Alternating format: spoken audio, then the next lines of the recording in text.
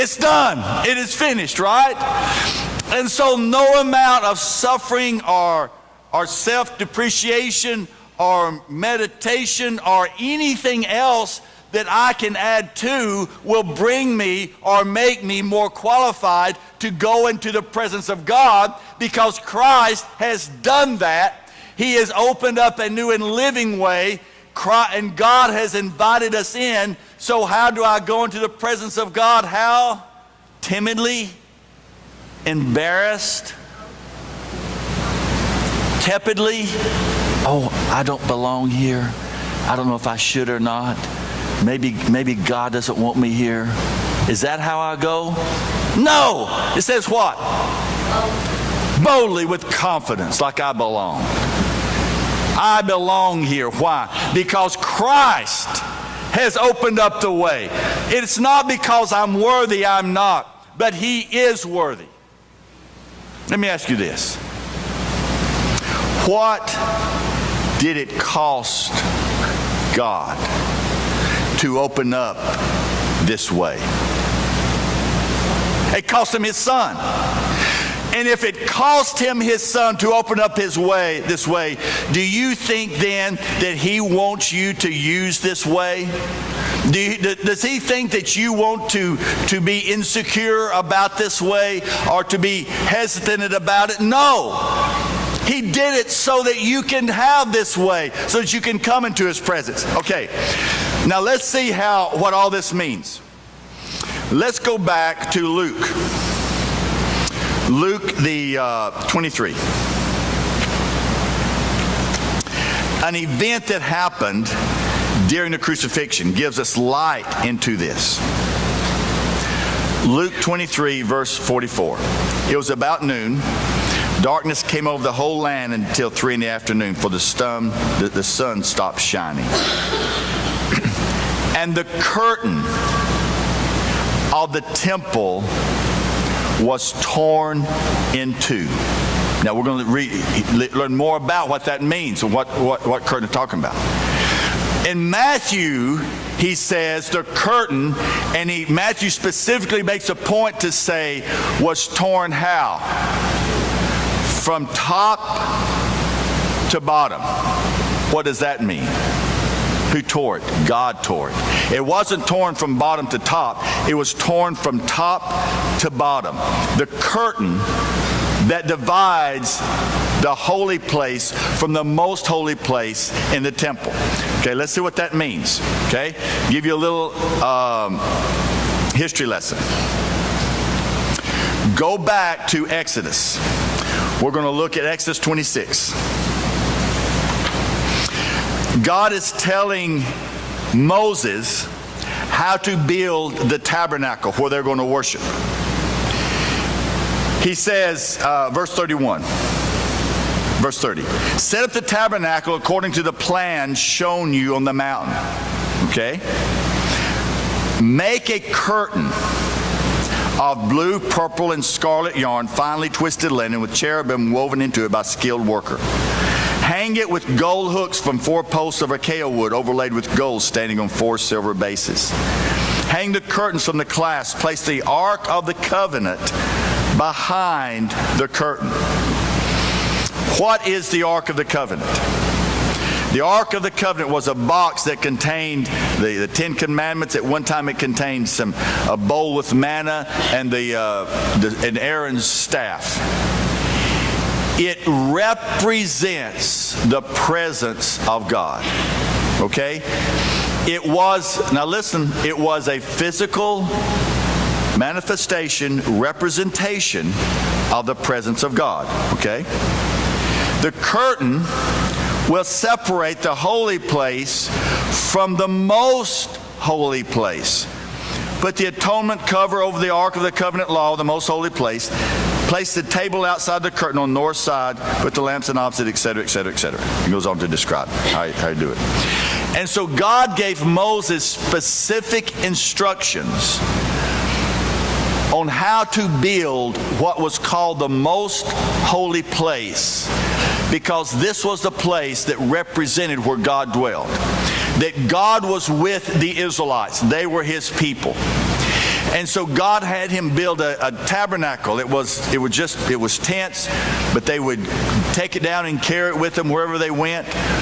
But in the middle of that was this most holy place where the Ark of the Covenant was, that represented the presence of God, that God was with them wherever they went. Okay, Leviticus 16. Now, as you know, Aaron was the first priest appointed by God. Okay, verse 16. And what has happened, we won't take time to read this, is two of Aaron's sons who were serving as priests with him did not do the ritual correctly. They offered unspecified fire before God, and they died because of it. And so, that's a pretty tough sentence. So chapter 16, verse 1. The Lord spoke to Moses after the death of the two sons of Aaron who died when they approached the Lord. Who died when they what? They approached God. That would hinder a lot of company if you die when you approach the Lord, won't it? I mean, I'm not going to do it. If I'm going to die, not too many people would get away with it if you die when you're... So when they approached God, they died. The Lord said to Moses, tell your brother Aaron that he is not to come into my presence whenever he chooses. It's not up to him. Behind the curtain in front of the atonement cover of the ark, or else what's going to happen? He will die. For I will appear in the cloud over the atonement cover. This is how Aaron is to enter the most holy place. So Aaron, when you come, this is how you do it. You must first bring a young bull for a sin offering, a ram for a burnt offering, put on the sacred linen tunic with linen undergarments next to his body. He is to tie the linen sash around him and put on the linen turban. These are sacred garments. So he must bathe himself with water before he puts them on.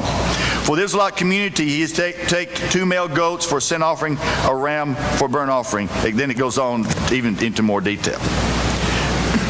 And so Aaron, as the high priest, before he could go into the presence of God, and he is the only one that can do it. Okay? He's the only one that can do it. Could Lamar do it? No. Lamar couldn't do it. Could Josh do it? No, Josh couldn't do it. I couldn't do it. Only the priest could do it. And he could only do it when he offered a sacrifice and put on the special garments and went before God and did the right ritual. That's the only way he could do it. Now, why in the world would God make it so difficult to come into his presence? Why would he make it so hard? What do you think? Wild guess. Class participation time. Wild guess. What do you think? No wrong answers here. What do you think? What's that? Say that again.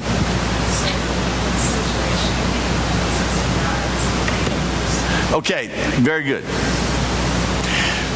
Because God is a holy God. He's a righteous God. And for them to take it seriously as to who he is. Okay? He is not common. He is not it's just not a common experience. It means something very sacred and holy to come into the presence of God. Why? He is God. You know, He's God. He's the creator. He's God. And I just can't go tripping into the presence of God for any and all reasons. I mean, he is God. To give them a sense of the holiness and the righteousness of God and who he is. And so he is there in the Holy of Holies. And only the priest could come in there and be in his presence. Okay, let's move on. Look at 1 Kings 8:10. Now, Solomon builds God a temple, a permanent place. Up until this time, it's been a tent, tabernacle. Now Solomon builds God a temple.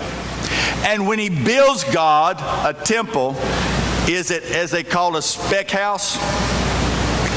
Built with the cheapest materials, whatever can get by, and where you can make the most money when you sell it? Is that the way he builds it?